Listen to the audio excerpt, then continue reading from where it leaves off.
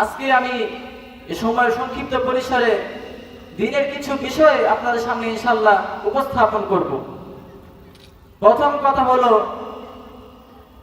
একমাত্র ইসলামই হলো একটি দিন, একটি ধর্ম যেটা আল্লাহ তাআলার কাছে প্রিয়, আল্লাহ তাআলার মনোনীত। আল্লাহ সুবহানাহু ওয়া তাআলা সূরা আলে ইমরানের মধ্যে বলেন, ইন্নাদ-দীনা ইনদাল্লাহিল ইসলাম। আল্লাহ বলেন, নিশ্চয় ইসলামই হলো একমাত্র মনোনীত জীবন ব্যবস্থা। আল্লাহর কাছে একমাত্র প্রিয় মনোনীত ধর্মই হলো ইসলাম। সুবহানাল্লাহি বিহামদি।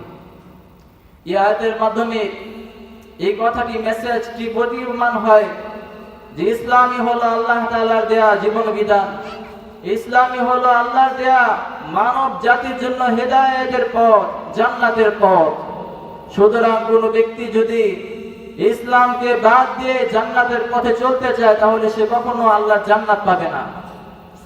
জান্নাত পেতে হলে অবশ্যই ইসলামের অনুশাসন এবং অনুকরণগুলোকে মেনে চলতে হবে। যদি কোনো ব্যক্তি ইহুদি ধর্মের অনুসরণ করে তাহলে সে কখনো জান্নাতের পথে চলতে পারবে না। যদি কোনো ব্যক্তি নাসারা খ্রিস্টানদের ধর্মের অনুকরণ করে তাহলে তারা কখনো হেদায়েতের পথ পাবে না। যেই হেদায়েতের পথের ব্যাপারে আমরা আল্লাহর কাছে ফরিয়াদ করি, সূরা ফাতিহার মধ্যে আমরা আল্লাহর কাছে চাই, ইহদিনাস সিরাতাল মুস্তাকিম। আয় আল্লাহ, আমাদের সকলকে আপনি হেদায়েতের পথ দেখান, সরল সঠিক পথ দেখান। এই সরল সঠিক পথ সূরা ফাতিহার মধ্যে আল্লাহ তাআলা যে বলেছেন, ইহদিনাস সিরাতাল মুস্তাকিম, এই সিরাতুল মুস্তাকিম হলো সেই পথ যে পথ মানুষকে জান্নাতের দিকে নিয়ে যায়, আর সেই পথই হলো ইসলামের পথ। সুতরাং ইসলামের প্রতিটি বিধান আমাদের মনে প্রাণে বিশ্বাস করতে হবে, গ্রহণ করতে হবে, নিজের কার্যের মাধ্যমে সেটা প্রমাণ করতে হবে। আমরা শুধু মুখে ইসলামের কথা বলবো, কালিমার কথা বলবো, এতটুকুই আমাদের জন্য যথেষ্ট নয়, বরং ইসলামের প্রতিটি বিধানের উপর আমাদের আমল করতে হবে। জীবন যাবে, প্রয়োজনে হাজারো কষ্টের সম্মুখীন হব, কিন্তু ইসলামের কোনো একটা বিধানকেও আমি ছেড়ে দিতে পারবো না।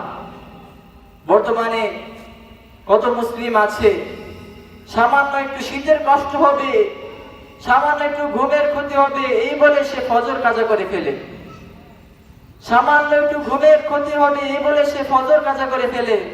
আফসোস বর্তমান সমাজের মুসলিমদের জন্য, তারা নিজেদের আসল উদ্দেশ্য, জীবনের মূল লক্ষ্য এবং উদ্দেশ্যকে তারা বুঝতে সক্ষম হচ্ছে না। আল্লাহ রাসূলের দেয়া সেই আদর্শের উপর থেকে নিজেকে প্রতিষ্ঠিত করতে পারছে না। ভাই, মনিটরের আওয়াজটা বন্ধ হয়ে গেছে, একটু দেখলে ভালো হতো।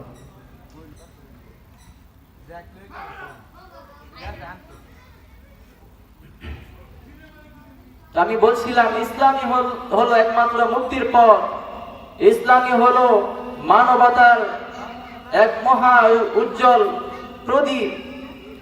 ইসলামকে যদি আমরা অনুসরণ করি তাহলে আমাদের দুনিয়াতেও আল্লাহ রাব্বুল আলামিন রহমত বরকত দিয়ে ভরে দিবেন এবং আখিরাতেও আমরা জান্নাতুল ফেরদৌস অর্জন করতে পারবো।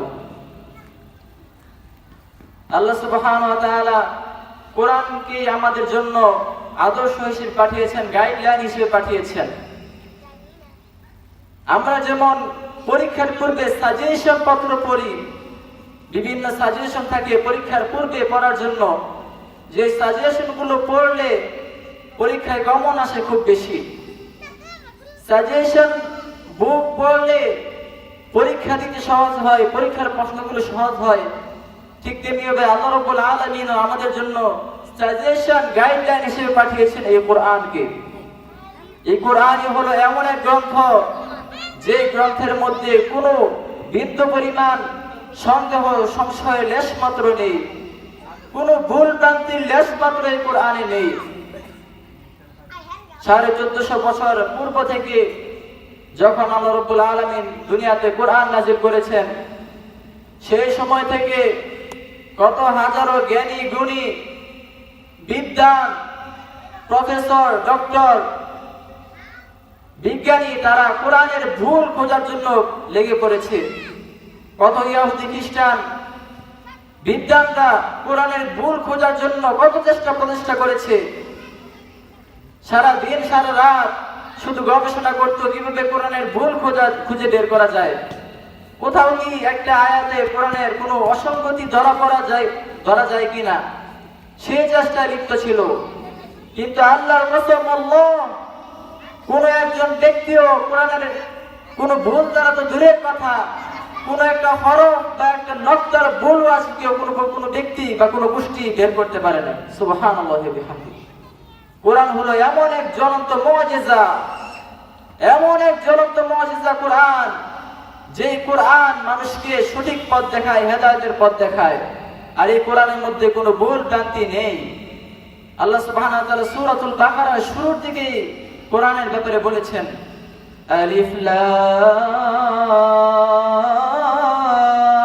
মিম যালিকাল কিতাবু লা রাইবা ফীহি হুদাল লিল মুত্তাকিন।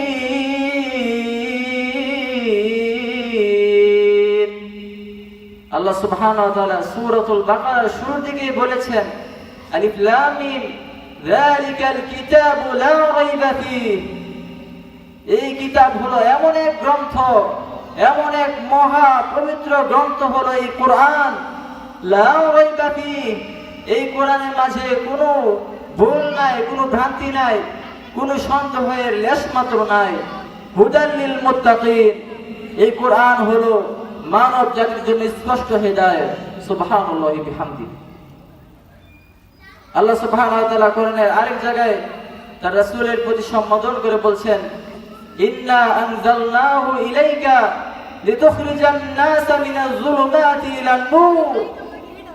আল্লাহ এই কোরআনের ব্যাপারে বলছেন, নবী হে, আমি আপনার উপর এই কোরআনকে অবতীর্ণ করেছি, আপনার কাছে এই কোরআনকে প্রেরণ করেছি, লিতুখরিজান নাসা মিনাজ যুলুমাতি ইলান নূর, যেন আপনি এই কোরআনের মাধ্যমে মানব জাতিকে, মুসলিমদেরকে, সমাজের মানুষদেরকে লিতুখরিজান নাসা মিনাজ যুলুমাতি ইলান নূর, অন্ধকার থেকে আলোর দিকে নিতে পারেন। যেন আপনি এই কোরআনের মাধ্যমে মানব জাতিকে ভয়াল আধার থেকে বের করে, নাফরমানির অন্ধকার থেকে বের করে ইসলাম এবং কোরআনের আলোর পথে নিয়ে আসতে পারেন। এই জন্য হে নবী হে, আপনার উপরে এই কোরআনকে অবতীর্ণ করেছি। সুবহানাল্লাহি ওয়া বিহামদিহি। এই কোরআনই হলো আমাদের জন্য স্পষ্ট হিদায়াত। বর্তমান সমাজে অনেক যুবক যুবতী ভাই বোনেরা রয়েছে যারা কোরআন সহিষ্ণুভাবে পড়তে জানে না। সমাজে অনেক মানুষ রয়েছে যারা কোরআনের অর্থ বোঝা, কোরআনের ব্যাখ্যা বোঝা তো দূরের কথা, তাফসীর বোঝা তো দূরের কথা, কোরআনটা ঠিকমতো সহিষ্ণুভাবে পড়তেই জানে না। আফসোস এই সমাজের জন্য। আমরা মুসলিম দাবি করছি, নিজেদেরকে ইসলামের আদর্শিয়ান বলে দাবি করছি, কিন্তু আমাদের মাঝে কোরআনের আদর্শ নাই, আমরা কোরআনটা পড়তেও জানি না। আমাদের সকলের উচিত প্রতিদিন অল্প করে হলেও কোরআন তেলাওয়াত করা। সামনে রমাদান মাস আসছে, এই রমাদান মাসের পূর্বেই আমাদের প্রস্তুতি নিয়ে রাখা উচিত। আমাদের সমাজে যে সমস্ত যুবক যুবতী ভাই বোনেরা কোরআন পড়তে জানি না, সামনের এই রমাদান আমাদের জন্য সুযোগ, যেন আমরা এই হেদায়েতের গ্রন্থ, মহা এই পবিত্র গ্রন্থ কোরআনুল কারীম যেন আমরা পড়তে শিখি। এই কোরআন এটা স্পষ্ট হেদায়েত, ফুরকান। আল্লাহ সুবহানাহু ওয়া তাআলা এই কোরআনকে ফুরকান বলেছেন।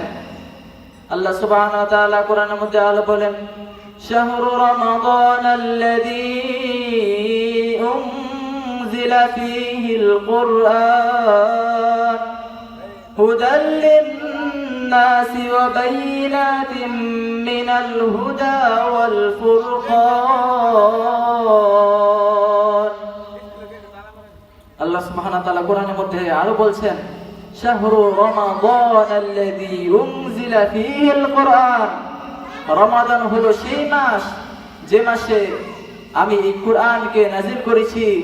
হুদাল লিন-নাস, এই কোরআন হলো মানব জাতির জন্য স্পষ্ট হেদায়েত, বাইয়িনাতিন মিনাল হুদা ওয়াল ফুরকান। এই কোরআন হলো সত্য এবং মিথ্যার মধ্যে পার্থক্য রেখা। এই কোরআন হলো সত্য এবং মিথ্যার কষ্টি পাথর। যদি কোনো ব্যক্তি এই কোরআনকে সামনে রেখে সে যাচাই করতে চায় কোনটা সত্য, কোনটা মিথ্যা, কোনটা হক, কোনটা বাতিল, তাহলে সে অবশ্যই সত্যকে চিনতে পারবে, সত্যের ব্যাপারে জানতে পারবে এবং কোনটা মিথ্যা সে সেটা বুঝতে পারবে। এই কোরআন তাদেরকে সত্যের পথ দেখাবে। সত্যান্বেষী প্রতিটি মুমিনের উচিত সেজন্য এই কোরআনকে নিজের বন্ধু বানায়, কোরআনকে যেন সে নিজের বন্ধু বানায়, ওলি বানায়। বর্তমানে সমাজে মা বোনদের মধ্যে একটা সমস্যা দেখা যায়, তারা বিভিন্ন ভণ্ড পীরের কাছে যায়, বিভিন্ন মাজারে যায়, তারা ধর্ণা দেয়। মাজারের কাছে যে আল্লাহর কাছে না চেয়ে বরঞ্চ তারা মাজারে গিয়ে মান্নত করে। মাজারে গিয়ে বাবার কাছে বলে, বাবা আপনি আমাকে সন্তান দেন, টাকা পয়সা চায়, দ্বন্দ্ব চায়। আপনারাই বলুন যে মাজারের যে যিনি শুয়ে আছে কবরে, তার পক্ষে কি রিজিকের কোনো বিষয় দেওয়া সম্ভব? না, কখনোই সম্ভব না। বরং রিজিক দেওয়ার মালিক একমাত্র আল্লাহ। আল্লাহ ছাড়া কোনো মাখলুকের পক্ষে রিজিক দেওয়া কখনোই সম্ভব না। সুতরাং মা বোনদের প্রতি দৃষ্টি আকর্ষণ করে বলবো যে মা বোনেরা, আপনাদের ঈমানের গুরুত্ব অনেক বেশি। আপনার ঈমানকে হেফাজত করতে হবে। মাজারে গিয়ে সেজদা দিয়ে আপনার ঈমানকে নষ্ট করা যাবে না। পীরের পায়ে সেজদা দিয়ে আপনার ঈমানকে নষ্ট করা যাবে না। বরং আপনার ঈমানের হেফাজতের জন্য আপনাকে সর্বাত্মক চেষ্টা করতে হবে। উলামায়ে কেরামদের আলোচনা শুনে শুনে নিজেদের ঈমানকে যাচাই করতে হবে। আমার ঈমান সঠিক আছে কিনা, আমার ঈমান পরিশুদ্ধ হয়েছে কিনা, এই ব্যাপারে নিজে সজাগ এবং সচেতন থাকতে হবে।